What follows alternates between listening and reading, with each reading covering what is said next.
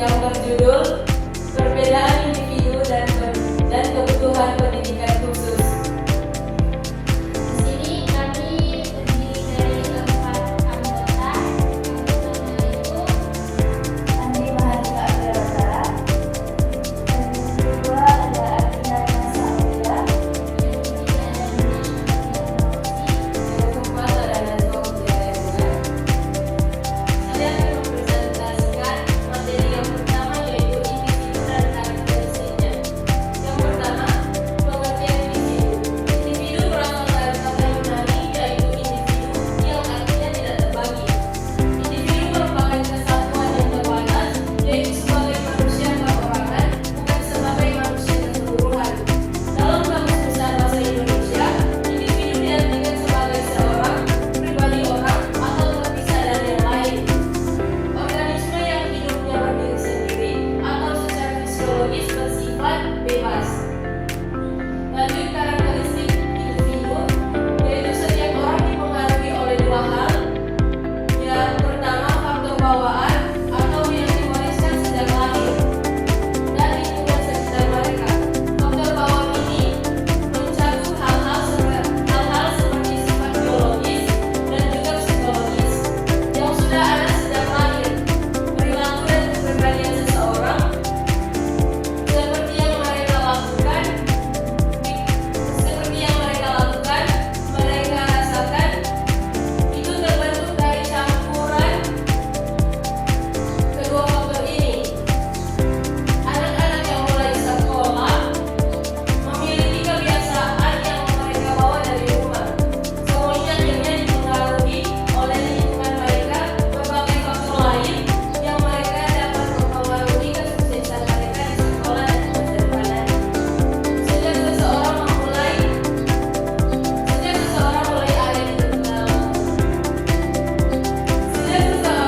ada di dalam hati, hidupnya sudah dipengaruhi oleh berbagai rangsangan dari lingkungan yang mendukung pertumbuhan mereka. Setiap rangsangan, baik yang datang sendiri ataupun bekerja sama, membantu perkembangan kemampuan biologis yang akhirnya membentuk perilaku yang berkembang yang mereka bawa sejak lahir. Hal tersebut membentuk suatu pola karakteristik perilaku yang mewujudkan seseorang sebagai individu yang berkarakteristik berbeda dengan individu-individu yang lain. Lanjut.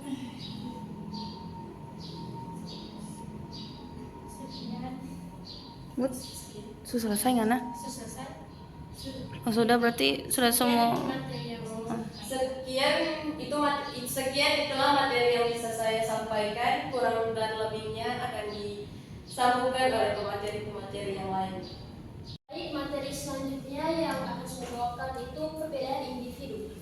Jika kita lihat di lingkungan kita, tentu perbedaan individu ini pasti kita akan bisa melihatnya. Kita tidak bisa menghindari namanya perbedaan individu, karena setiap orang pasti mempunyai perbedaannya masing-masing. Nah, perbedaan itu tercakup beberapa bagian. Yang pertama itu perbedaan kognitif. Kemampuan kognitif adalah seberapa baik kemampuan berpikir siswa yang didasarkan pada berbagai tingkat kompetensi dalam taksonomi Bloom, seperti mengingat, memahami, menerapkan, menganalisis, mengevaluasi, dan menciptakan, dan dapat diukur melalui tes pengetahuan. Di perbedaan kognitif sini kita bisa membedakan ada siswa yang bisa cepat memikirkan, memecah. Ya. Nah, contoh dari perbedaan kognitif yang kita bisa lihat pada siswa, yaitu ada siswa yang bisa berpikir dengan cepat dengan ada siswa yang berpikir agak lambat. Itu perbedaan kognitif. Nah, kemudian ada perbedaan kecakapan bahasa. Adanya perbedaan di antara siswa dalam kemampuan menguasai dan memahami bahasa lisan dan tulis, serta dalam kemampuan mereka untuk mengekspresikan diri dengan tepat.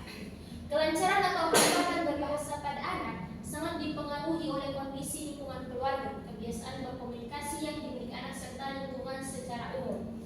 Jadi perbedaan bahasa ini cukup kita bisa lihat, apalagi kalau ada teman kita itu yang berasal dari luar daerah. Misalnya kita tinggal di Manado, tapi ada keluarga siswa tersebut itu ternyata mereka merantau dari misalnya Pulau Jawa ataupun Pulau Sulsel. Itu tentu bisa mempengaruhi komunikasi anak tersebut yang dipengaruhi oleh ayah atau ibu mereka. Kemudian perbedaan kecakapan motorik. Kecakapan motorik atau kemampuan psikomotorik adalah kemampuan untuk mengatur gerakan tubuh dengan bantuan saraf yang dikendalikan oleh otak. Proses ini dimulai ketika indera kita menerima rangsangan, lalu mengirimkannya ke otak melalui saraf sensorik untuk diproses. Setelah itu, otak mengirimkan perintah kembali melalui saraf motorik untuk menghasilkan gerakan atau tindakan. Contoh paling gampangnya itu ada anak kecil itu kan sudah ada yang bisa melompat dengan jauh, sedangkan ada yang bahkan belum bisa melompat. Nah, itu contoh dari kecakapan motorik sendiri. Kemudian ada perbedaan latar belakang. Perbedaan latar belakang dan pengalaman setiap individu dapat mempengaruhi prestasi belajar mereka, baik mendukung maupun menghambat. Hal ini karena perbedaan tersebut dapat mempengaruhi motivasi dan situasi belajar. Nah, perbedaan latar belakang sendiri itu, contohnya itu ada siswa yang latar belakang keluarganya itu masalah ekonomi. Tentu ini sangat mempengaruhi siswa tersebut. Jadi misalnya ada anak yang punya ekonomi keluarganya bagus, anaknya itu diberikan fasilitas kayak misalnya kursus atau bimbel, dan ini juga meningkatkan prestasi mereka kan. Nah, terus ada perbedaan bakat. Bakat adalah kemampuan khusus yang dimiliki seseorang sejak lahir. Kemampuan ini akan berkembang dengan baik jika mendapat rangsangan, kesempatan dan fasilitas yang tepat. Sebaliknya, bakat tidak akan berkembang jika lingkungan tidak memberikan kesempatan untuk itu. Oleh karena itu, peran pendidikan menjadi sangat penting. Jadi, setiap siswa itu tentunya memiliki perbedaan bakatnya. Ada yang bisa dalam hal olahraga, ada yang bisa dalam hal menyanyi, matematika, dan lainnya. Terus yang keenam, perbedaan kesiapan belajar. Latar belakang lingkungan seperti kondisi sosial, ekonomi, dan budaya dapat mempengaruhi kesiapan belajar seseorang. Kesiapan untuk belajar ini dipengaruhi oleh beberapa faktor seperti kematangan fisik dan mental, usia, kesehatan, serta pengalaman-pengalaman yang didapatkan dan bagaimana seseorang mempersepsikan dan memperhatikan lingkungannya. Jadi kematangan fisik dan mental, contohnya di Indonesia itu untuk standar siswa masuk ke sekolah dasar SD itu kan ada yang 6 tahun, terus ada yang 7 tahun. Nah, ini pasti mereka sudah mengatur standar tersebut sesuai mental anak. Jadi walaupun sudah diatur standar, tapi kita bisa lihat bukan ada anak yang sudah berusia 6 tahun, tapi mentalnya itu untuk belajar itu belum siap. Nah, ini juga termasuk perbedaan dalam individu. Ya, jadi mungkin hanya itu yang bisa saya sampaikan. Materi berikutnya akan disampaikan oleh teman-teman kelompok saya. Terima kasih. Selanjutnya ada materi konsep pendidikan khusus. Yang pertama kita masuk dulu kepada pengertian. Jadi pendidikan khusus itu adalah jenis pendidikan, yang dimana jenis pendidikan itu adalah kelompok yang didasarkan pada kekhususan tujuan pendidikan suatu satuan pendidikan. Istilah pendidikan khusus sendiri secara tradisional dikaitkan dengan anak-anak yang berkelainan khusus atau memiliki kesulitan. Namun demikian, ruang lingkup pendidikan berkebutuhan khusus telah meluas hingga melibatkan anak-anak yang berbakat atau bertalenta, atau bahkan anak-anak dari budaya yang berbeda dan berbicara dengan bahasa yang berbeda.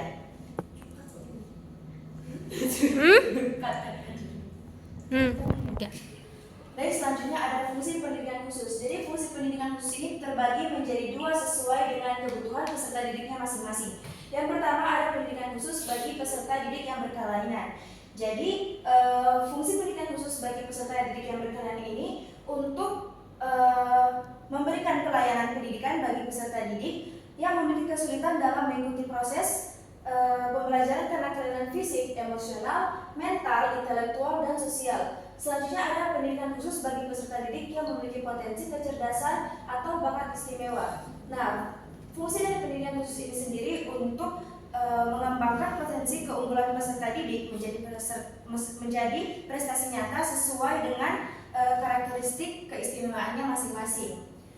Dan materi terakhir dari konsep pendidikan khusus ini sendiri ada tujuan pendidikan khusus untuk mengembangkan potensi peserta didik secara optimal.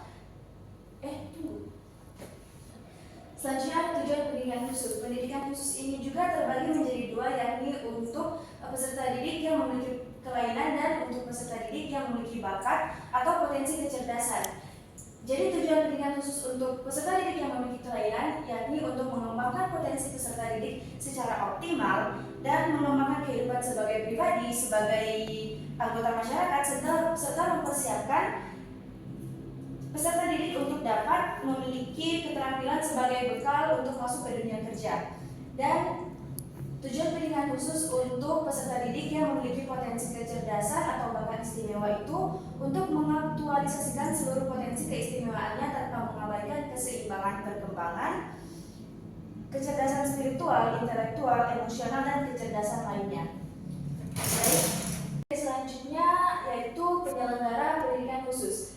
Jadi, yakni penyelenggara pendidikan khusus. Pendidikan khusus bagi peserta didik berkelainan ataupun yang memiliki potensi kecerdasan atau bakat istimewa dapat diselenggarakan pada semua jalur dan jenis pendidikan pada jenjang pendidikan dasar menengah.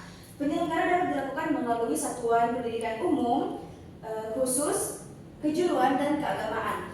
Yang pertama ada satuan pendidikan khusus bagi peserta didik yang berkelainan. Jadi satuan pendidikan khusus ini bersifat segresi, yaitu sistem pendidikan yang terpisah dari sistem pendidikan anak pada umumnya. Jadi pendidikan khusus bagi peserta didik berkelainan itu dilaksanakan secara khusus dan terpisah dari penyelenggara pendidikan untuk anak pada umumnya. Contohnya itu sekolah luar biasa atau yang dimulai dari TKLB, SDLB, SMPLB, SMALB, dan ada juga yang disebut dengan SMKLB.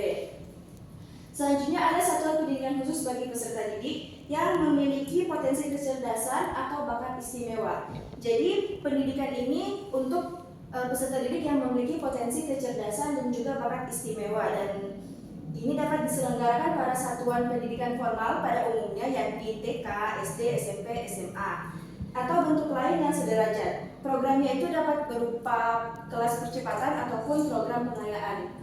Selanjutnya ada satuan pendidikan umum dan satuan pendidikan kejuruan bagi peserta didik yang memiliki kelainan yakni sekolah penyelenggara pendidikan khusus.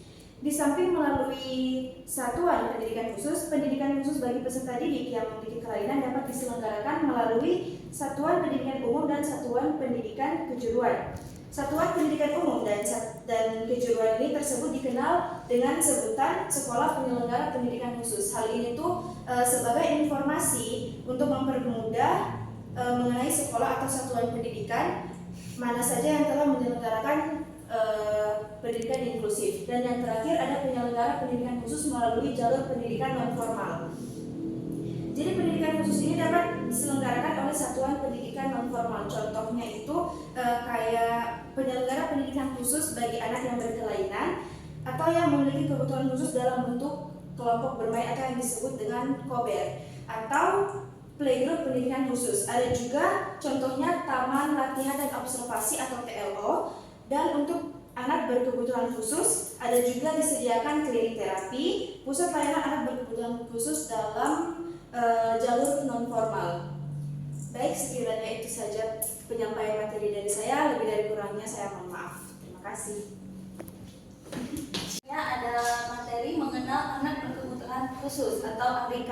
Nah, pengertiannya anak berkebutuhan khusus adalah anak yang memiliki kemampuan berpikir, perasaan, dan fisik yang sangat berbeda dari anak-anak pada umumnya. Karena perbedaan ini, mereka membutuhkan perlakuan khusus untuk memenuhi kebutuhan mereka. Beberapa jenis anak berkebutuhan khusus dapat didaftar sebagai berikut: anak autis, anak dengan keterbelakangan mental, anak dengan gangguan pemusatan perhatian, dan anak dengan gangguan sensorik, fisik, dan gangguan kesehatan mental.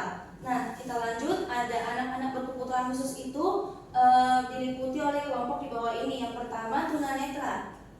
Tunanetra adalah istilah umum yang digunakan untuk kondisi seseorang yang mengalami gangguan atau hambatan dalam indera penglihatannya. Dan selanjutnya ada tunarungu. Tunarungu adalah anak yang mengalami kesulitan kemampuan mendengar dari ringan sampai yang berat, yang digolongkan menjadi tuli dan kurang dengar sehingga menghambat proses penerimaan informasi bahasa melalui pendengaran, baik menggunakan alat bantu dengar atau tidak. Dan yang ketiga ada tunawicara. Tunawicara adalah masalah yang utama pada diri seorang tunawicara, mengalami kehilangan atau terganggunya fungsi pendengaran dan atau fungsi bicara.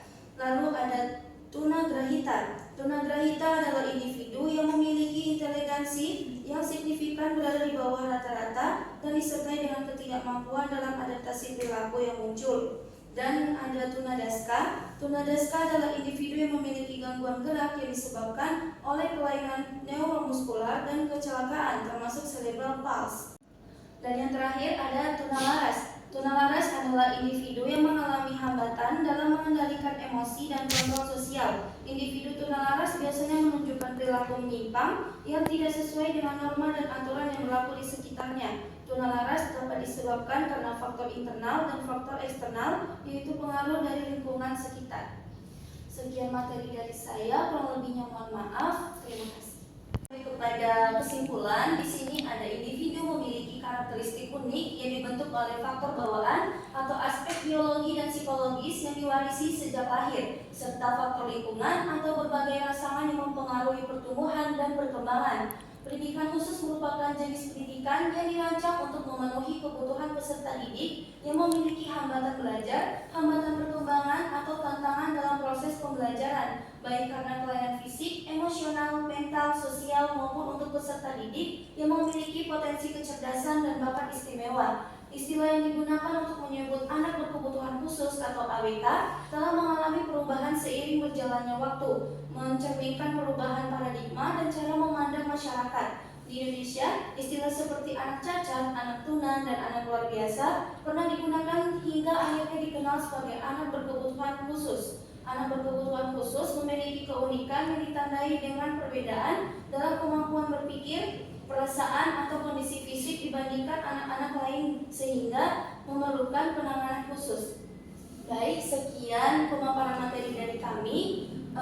Kurang lebihnya mohon maaf. Kami tutup. Wassalamualaikum warahmatullahi wabarakatuh.